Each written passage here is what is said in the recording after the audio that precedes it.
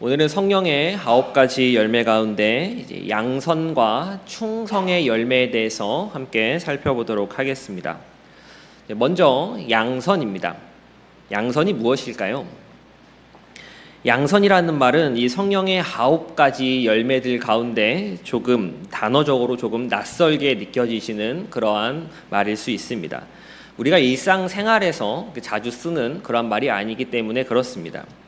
보통 사랑의 사람이 되십시오, 기쁨의 사람이 되십시오, 화평의 사람이 되십시오 라는 말은 우리가 종종 들어봤었어도 양선의 사람이 되십시오 라는 말은 잘 들어보지 못한 것 같습니다.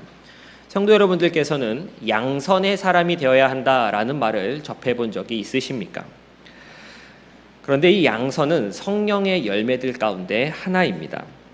예수님을 바로 믿는 사람, 나무 대신 주님께 가지로 붙어있는 사람이 맺어가는 삶의 변화, 성품의 변화들 가운데 하나인 것입니다. 그래서 우리는 이 양선에 대해서 알고 또 양선의 사람이 되어가야 합니다. 양선은 어질고 착한 마음이라고 하는 뜻인데 쉽게 좀 정의를 해본다면 선을 행하는 것, 선을 베푸는 것, 이것이 양선이라고 이야기할 수 있습니다.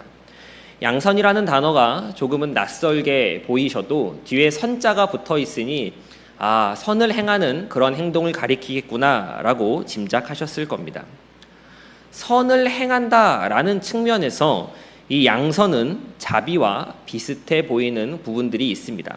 하지만 이 둘은 분명한 차이점을 가지고 있습니다. 자비는 선을 베풀 때 특별히 죄를 지은 사람에게, 잘못한 사람에게 친절과 용서와 사랑을 베푸는 것을 자비를 베푸는 것이라고 이야기할 수 있습니다. 즉 받을 자격이 없는 이들에게 선을 베푸는 것이 바로 자비인 것입니다. 그런데 양선은 조금 다릅니다.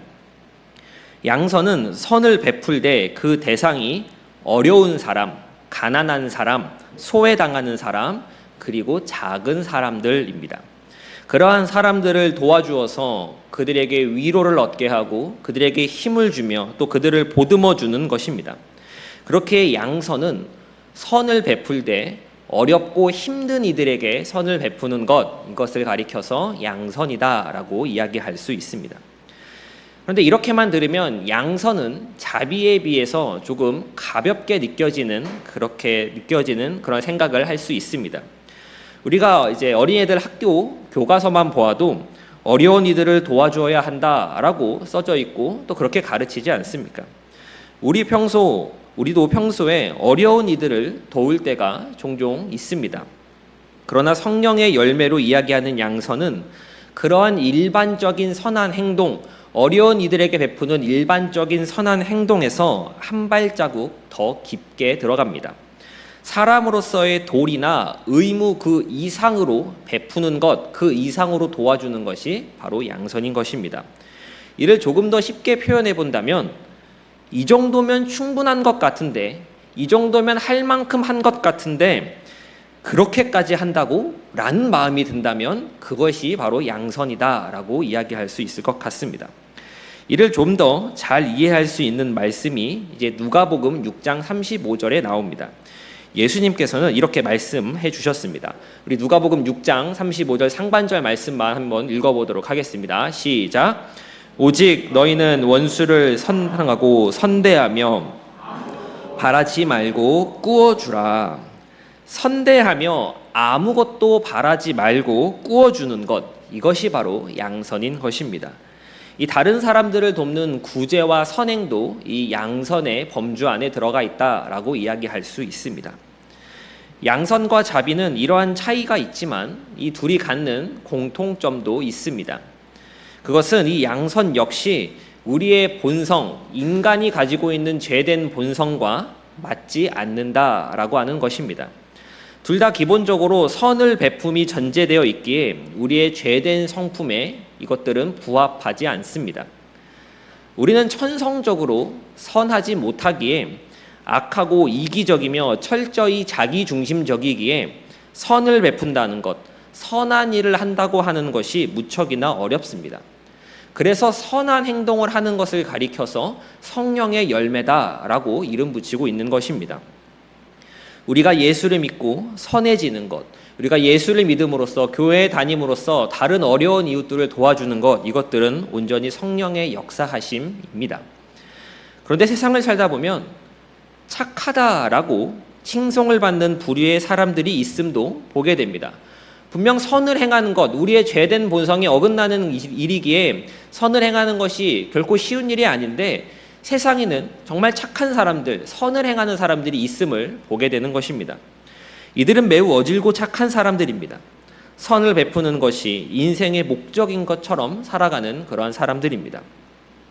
또한 이들은 타인에게 상처를 주지도 않고 해를 끼치지도 않습니다. 법 없이도 살아갈 사람, 타인의 모범이 되는 사람, 이러한 사람들이 예수님을 믿지 않는 사람들 가운데에도 있습니다. 그러나 이러한 사람들이라고 해서 그들을 가리켜 성령의 열매를 맺은 사람이라고 말하지는 않습니다. 품성이 착한 것과 성령의 열매로서 이 양선의 열매를 맺은 것은 다르기 때문에 그렇습니다.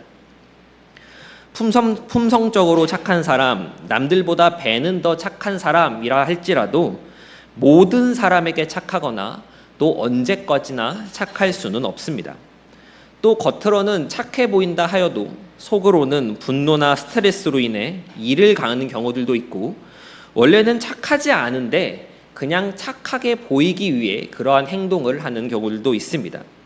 이뿐 아니라 화를 낼 용기가 없어서 그냥 착한 것을 그대로 연기하는 사람들도 있습니다. 우리는 근본적으로 착하지 않습니다. 인정하고 싶지 않을 수 있지만 우리는 그렇습니다. 관계적으로, 금전적으로, 사회적으로 원만하게 지내기 위해 그렇게 본성을 깎아내며 억제하고 참아내며 살아갈 뿐입니다.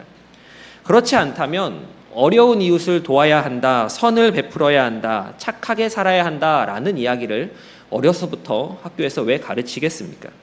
가르치지 않으면 안 하기에 해야 할 필요성조차 느끼지 못하기 때문에 그러는 것입니다. 이렇듯 우리의 본성은 선하지 않고 선을 행한다는 것은 어려운 일입니다. 이 세상에서는 선을 행하지 않는다라고 해서 경찰서에 가지 않습니다. 착하게 살지 않았다고 해서 제가 말씀드리는 것은 범죄를 저질렀다는 것이 아니라 다른 사람에게 선을 베풀지 않은 것을 말씀드리는 것입니다. 어려운 사람들을 돕지 않았다고 해서 벌금을 내거나 체포가 되거나 감옥에 가지 않습니다. 그러나 하나님 나라의 관점에서는 다릅니다. 하나님 나라에서는 선을 행하지 않는다면 이는 심각한 문제가 됩니다. 어려운 사람을 돕지 않으면 심판에 처해지기 때문에 그렇습니다. 무엇에 처해진다고요? 심판에 처해집니다. 선을 행하지 않는 것은 악을 행하는 것과 같은 취급을 받습니다. 다른 사람에게 선을 베풀지 않은 사람은 영벌에 처하는 심판을 받는 것입니다. 하나님께서 양과 염소를 나눌 때, 그 양과 염소를 가르실 때 그 기준이 무엇인지 기억하십니까? 어려운 사람에게 선을 행하지 않은 사람은 염소 편에 서서 심판을 받습니다. 오늘 함께 읽은 본문 그 다음에 나오는 내용들을 함께 읽어보도록 하겠습니다. 마태복음 25장 41절에서 43절까지의 말씀입니다. 시작. 또 왼편에 있는 자들에게 이르시되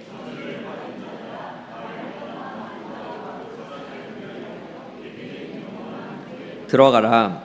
내가 줄일 때에 너희가 먹을 것을 주지 아니하였고 목마를 때에 마시게 하지 아니하였고 되었을 때에 영접하지 아니하였고 헐 벗을 때 옷 입히지 아니하였고 병 들었을 때와 옥에 갇혔을 때에 돌보지 아니하였느니라 하시니, 선을 행한 자와 선을 행하지 않은 자의 끝은 결국 어떻게 됩니까? 이어지는 46절은 이렇게 기록합니다. 그들은 영벌에, 의인들은 영생에 들어가리라 하시니라. 이들은 악을 행한 것이 아닙니다. 선을 행하지 않은 것뿐인데 이러한 결과를 가져오게 된 것입니다. 선행이 구원의 조건이 된다고 말하는 것이 아닙니다. 율법주의나 공로주의는 복음이 아닙니다. 선을 행하라는 이 말씀의 참된 의미는 예수님을 올바로 믿어서 믿는 사람은 내 이웃을 예수님처럼 섬기게 되고 성령의 인도하심을 따라 선한 일을 하게 된다라고 하는 것을 가르치시는 것입니다. 우리는 선을 행할 수 없는데 선한 행동을 하지 않으면 심판을 받습니다. 이 말이 이해가 되십니까? 자막 좀 빼주시겠습니까? 예. 선을 행할 수 없는데 선한 행동을 하지 않으면 심판을 받는다라는 이 말이 언뜻 보면 좀 불합리해 보일 수 있습니다. 그러나 성령의 열매가 맺어지는 원리 무엇이었습니까? 내가 아니라 예수 그리스도께서 성령의 역사하심으로 인하여 맺게 해주신다라는 이 원리를 적용할 때 이 문제가 해결됩니다. 즉 예수님께 온전히 붙어있는 사람, 예수님을 올바로 믿으며 그 말씀에 순종하는 사람은 내가 하려 하지 않아도, 내가 굳이 선을 베풀려 하지 않아도 자연스럽게 선을 행하게 된다라고 하는 것입니다. 우리의 본성은 결코 선을 행할 수가 없는데 예수 그리스도로 인하여 나의 성품이 변하고 나의 마음이 달라지게 됩니다. 그렇기에 선을 행하는 것, 선을 베푸는 이 양선을 가리켜서 성령의 열매다라고 말하고 있는 것입니다. 만약 내가 선을 행하는 것에 조금도 관심이 없다면, 나 하나 혹은 내 가족만 잘 먹고 잘 살면 되지라는 것에 관심을 갖는다면 내가 지금 예수님을 똑바로 믿고 있는지 우리는 점검해 보아야 합니다. 현대에 이르러 개인화되고 파편화되는 사회 속에서 성도들 역시 선을 행한다라는 것에 조금은 무관심해지고 예전처럼 그 선을 뻗지 않는 경우들이 많아지고 있습니다. 이러한 모습들에 대해서 존 스토튼 목사님은 이렇게 말씀하셨습니다. 우리는 선한 일을 하여 구원을 받는 것이 아니다. 그러나 선한 일을 하지 않는데 구원받을 사람도 없다라고 이야기했습니다. 선한 행동을 하는 것, 선을 베푼다라고 하는 것, 이것에 대해서 성경은 지극히 작은 자에게 죽게 하듯 하는 것이라고 정의하고 있습니다. 우리 한번 따라해 보도록 하겠습니다. 지극히 작은 자에게 죽게 하듯 하는 것, 이것이 바로 선한 행동이다라고 성경은 가르칩니다. 예수님께서는 누가복음 10장 25절에서 내가 무엇을 하여야 영생을 얻으리까? 라고 묻는 율법사의 질문에 선한 사마리아인의 비유로 말씀해 주셨습니다. 강도 만나 길에 쓰러져 죽어가는 사람이 있었는데 당시 누구나 영생을 얻을 것으로 여겨졌던 제사장과 레위인은 모두 그를 피해서 지나갔습니다. 그런 사람과 어울렸다가 부담스럽고 골치 아픈 일로 엮일 것이라고 여겼기 때문일 겁니다. 그런데 당시 유대인들이 순수 혈통을 잃어버렸고 경건하지 않아 영생을 얻을 수 없다고 여겼던 사마리아 사람이 이 강도 만난 사람을 구해주고 치료해 주었다는 이야기를 예수님은 말씀해 주셨습니다. 예수님은 이 비유를 마치시고 무엇을 하여야 영생을 얻겠냐는 이 율법사에게 가서 너도 이와 같이 하라라고 말씀하셨습니다. 성도 여러분, 영생과 지극히 작은 자를 돕는 일은 연결되어 있습니다. 아무리 경건한 것 같아도, 아무리 신령해 보이는 것 같아도 지극히 작은 자 한 사람을 죽게 하듯이 섬기지 못하는 사람은 그 속에 참 영생이 있다고 말할 수 없습니다. 예수님께서는 어떻게 해야 영생을 얻겠냐는 이 질문에 다른 것을 말씀하지 않으시고 삶을 말씀해 주셨습니다. 영생을 얻을 사람은 선한 사마리안 같이 하면 되는 것이고 영생을 얻은 이들은 선한 사마리아인처럼 하게 됨을 알려주신 것입니다. 우리가 살면서 교회에 다니면서 또 믿음 생활을 하면서 악한 일을 많이 하지 않을 수는 있습니다. 그러나 선을 행하지 않는 것이 악을 행하는 것과 같은 위치에 놓여 있다. 성경은 그렇게 가르치고 있다라고 하는 것을 우리는 기억해야 합니다. 우리의 기준은 세상의 기준이 아니라 하나님의 말씀이 기준이기 때문에 그렇습니다. 누구에게 악하게 한 적은 없지만 지극히 작은 자에게 죽게 하듯 하지 않았다면 하나님은 그것을 똑같이 보고 계신다라고 하는 이 무서운 말씀을 우리는 잊지 말아야 합니다. 우리는 주님의 말씀을 따라 선을 행하는 자들이 되어야 할 줄 믿습니다. 아멘이십니까? 네. 그러면 우리가 어떻게 선을 행하는 선한 사람이 될 수 있겠습니까?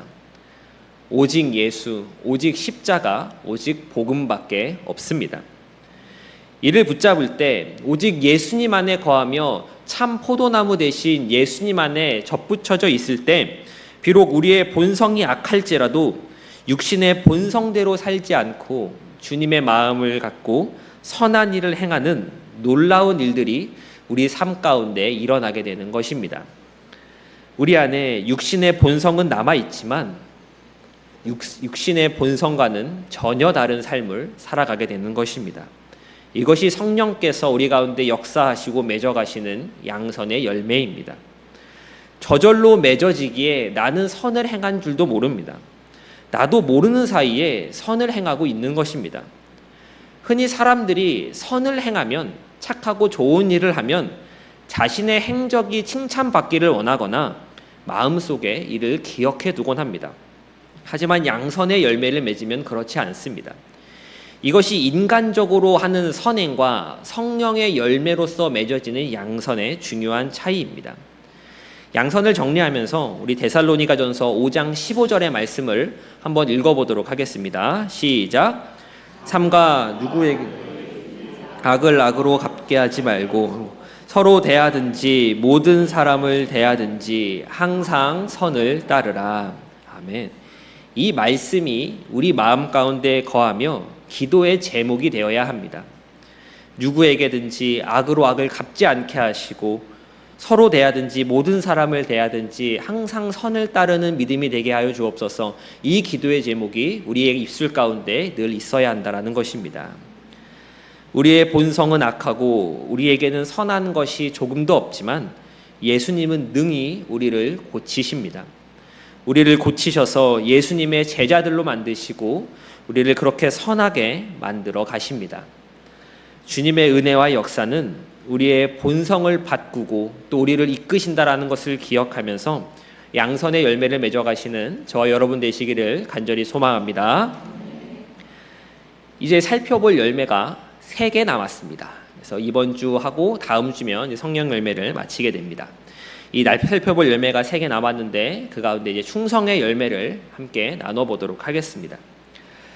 어떤 사람이 진짜 예수 믿는 사람인가? 이것을 알기 위해서는 그 사람의 삶이 변화된 증거까지 함께 보아야 합니다. 변화된 삶의 증거, 변화된 성품이 바로 성령의 열매입니다.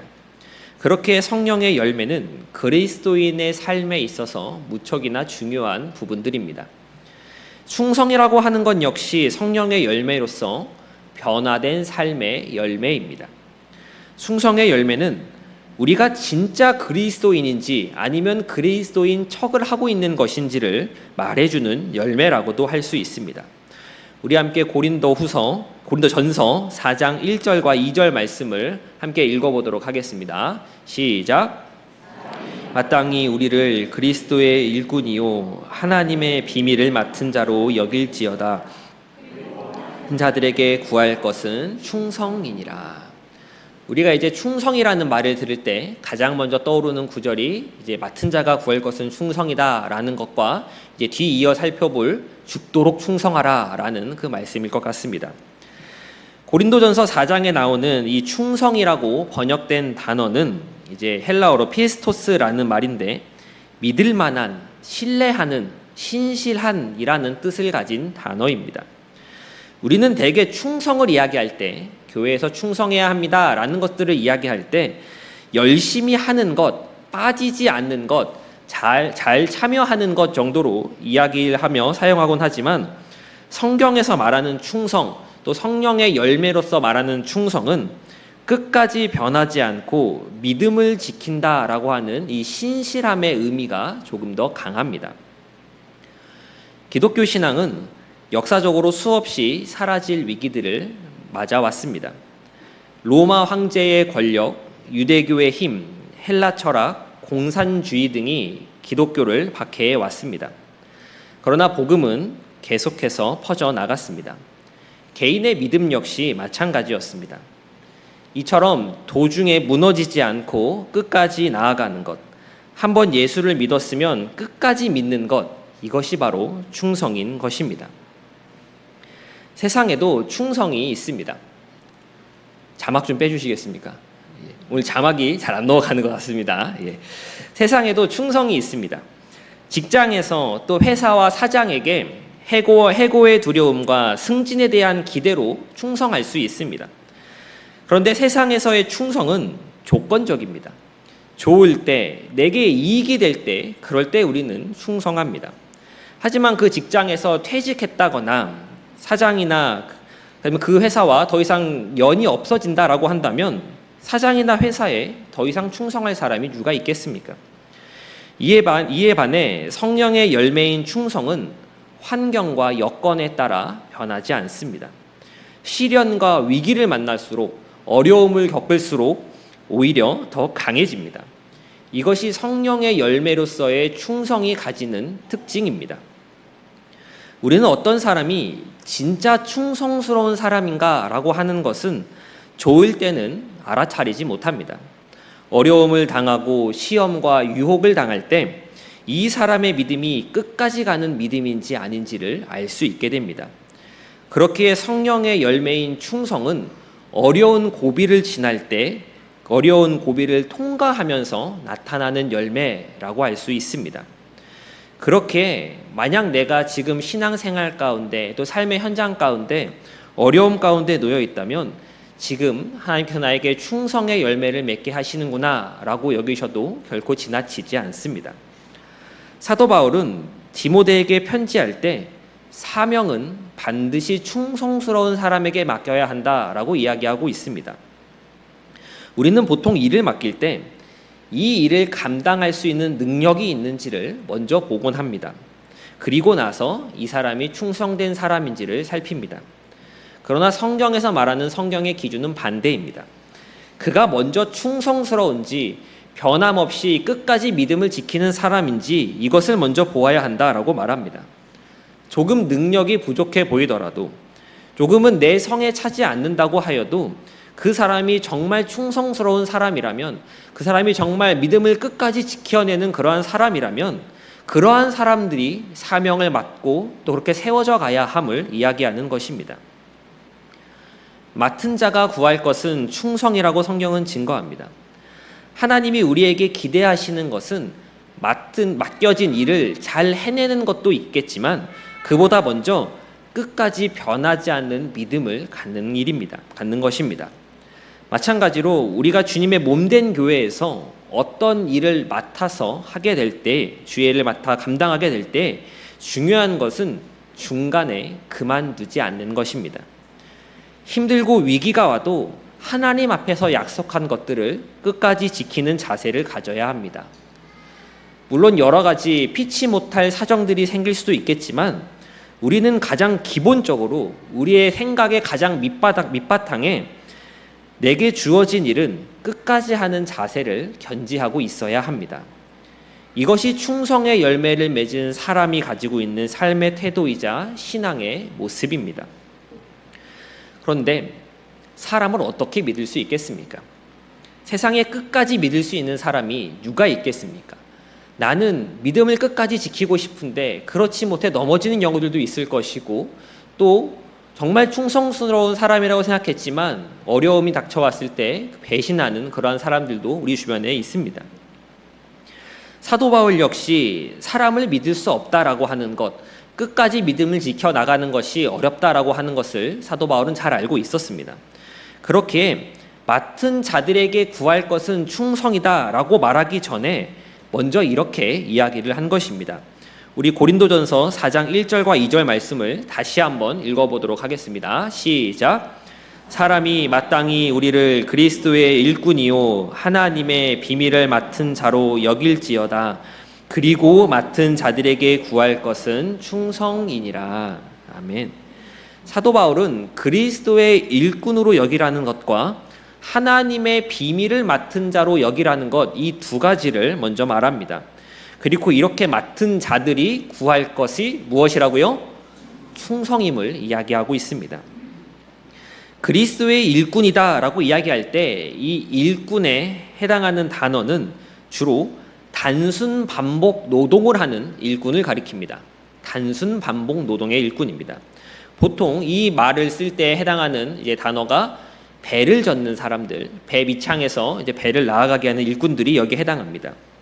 이들은 지시에 맞춰서 손을 내밀고 손을 당기면서 배를 저어갑니다.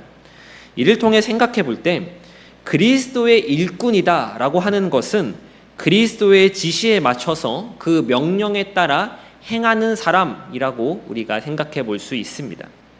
주님이 가라고 하면 가는 것이고 주님이 서라고 하면 서는 것입니다. 그렇게 그리스도의 일꾼은 주님의 말씀에 순종하는 사람, 무엇하는 사람이요? 순종하는 사람을 가리키는 것이라고 할 수 있습니다. 이어서 사도 바울은 하나님의 비밀을 맡은 자로 여겨라 라고 말합니다. 여기서 앞선 일꾼에 해당하는 것은 맡은 자라고 하는 것입니다. 여기서 맡은 자, 맡은이라고 하에 해당하는 것은 청지기를 의미합니다. 청지기는 주인의 것을 관리하는 사람으로 주인에 대해서 알고 주인의 명령에 따르는 사람입니다. 그렇게 앞서 나왔던 그리스도의 일꾼과 같은 맥락에서 이해할 수 있습니다.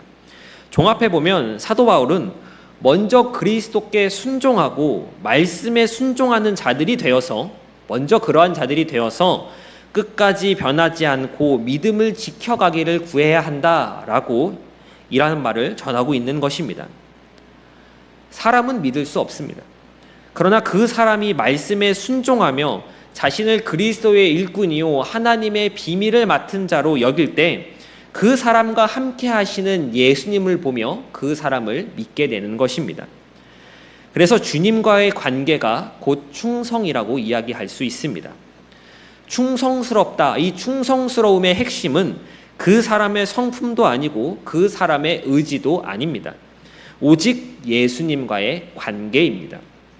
결국 예수님과의 관계가 이 사람이 믿을 수 있는 사람인지 충성스러운 사람인지를 말해주는 것입니다. 예수님과 함께하는 사람, 예수님께 순종하는 사람, 그 사람이 바로 충성된 사람임을 우리는 결코 잊지 않아야 합니다. 우리는 내가 끝까지 믿음을 지킬 수 있을까? 내가 정말 충성스러운 그러한 사람이 될 수 있을까? 고민하는 것보다 먼저 내가 예수님의 말씀에 순종하고 있는지, 나와 예수님과의 관계는 원활하고 잘 돌아가고 있는지를 먼저 점검하고 고민해 볼 수 있어야 합니다. 예수님과의 관계가 굳건하다면, 예수님과의 신뢰가 돈독히 쌓여져 있다면 충성의 열매 또한 풍성하게 자라날 것입니다. 세상의 어려움들이 밀려온다 할지라도 세상보다 더 크신 하나님을 바라보며 끝까지 충성을 이루어 가시는 저와 여러분 되시기를 간절히 소망합니다. 이제 말씀을 정리하도록 하겠습니다. 오늘은 양선과 충성에 대해서 함께 살펴보았습니다. 양선을 우리가 생각할 때에 선을 행해야 한다, 착한 일을 해야 한다, 그래도 예수 믿는 사람이니 조금은 도와야겠지라는 생각 정도는 다 하고 알고 있고 또 그렇게 실천하고 있는 줄 압니다. 그러나 이 선을 행함에 있어서 어떨 때는 행하면 좋고 하지 않으면 그만이지 괜찮지 정도로 받아들일 때도 종종 있습니다. 그러나 선을 행하지 않는 것과 악을 행하는 것은 같은 위치에 놓여 있다라는 것을 우리는 잊지 말아야 합니다. 우리의 본성은 조금도 선한 것이 없지만 예수 그리스도의 강권적인 은혜와 사랑이 우리의 본성을 뒤집고 고치고 변화시키는 줄 믿습니다. 오직 예수 그리스도만이 이를 가능케 하십니다. 우리 안에 착한 일을 시작하신 그분께서 앞으로도 우리를 양선의 삶으로 선을 베푸는 삶으로 인도해 줄지를 믿고 나아가는 저와 여러분 되시기를 소망합니다. 또한 충성이라는 말을 들으면 앞서 말씀드렸던 것과 같이 죽도록 충성하라 라는 말이 먼저 생각날 때가 있습니다. 그러면서 우리 마음 한켠에는 슬며시 아니 죽도록 충성하라니 그게 말이나 되는 것인가, 마치 노동착취를 하는 것은 아닌가 라는 생각이 들 때가 있습니다. 저는 그랬습니다. 그러나 성경이 말하는 충성은 단순히 일을 열심히 하는 것, 봉사를 많이 하라는 것, 그냥 내 시간은 없고 교회에서 모든 시간을 보내기만 하라는 것, 이것이 아닙니다. 성경이 말하는 충성은 끝까지 믿음을 지켜나가는 것을 의미합니다. 죽음의 위협이 다가온다 하여도 끝까지 믿음을 지킬 때 그러한 사람에게 생명의 관이 예비되어 있음을 성경은 말하고 있습니다. 우리 믿음의 선배들은 일제와 공산당으로부터 말할 수 없는 고난을 겪어왔습니다. 지금 이 시간에도 북한에 있는 성도들은 무서운 핍박 중에 있습니다. 그리고 우리 또한 일상 가운데서 환난과 탄압을 경험할 수 있습니다. 가족 중에 교회에 가는 것을 맹렬히 반대할 수도 있겠고, 충성스럽게 예수님을 믿기 때문에 세상 사람들과는 다르게 산다라는 이유로 조롱과 멸시를 받을 때도 있을 겁니다. 이러한 것이 목숨의 위협을 받는 그러한 핍박의 상황은 아니지만 우리 가운데 때때로 두려움을 끼치곤 합니다. 그럴 때 우리는 더욱 예수님을 굳게 믿으며 순종으로 충성을 이어나가야 합니다. 비록 사망의 음침한 골짜기를 지나는 것 같아 보일지라도 여전히 나를 돌보시고 더 크게 나를 성장시키시며 내게 소명의 삶을 살아내게 하시는 하나님의 능하신 손이 나를 붙잡고 계심을 우리는 바라볼 수 있어야 하는 것입니다. 그 손이 우리를 붙들고 계시는 한 우리는 끝까지 믿음을 지킬 수 있는 그러한 충성스러운 사람이 되어갈 수 있습니다. 내가 믿음을 지키는 것이 아닙니다. 주님께서 나의 믿음을 지켜주시는 것입니다. 이 놀라운 충성의 신비를 경험하시는 저와 서울제일교회 모든 성도님들 되시기를 주님의 이름으로 간절히 소망합니다.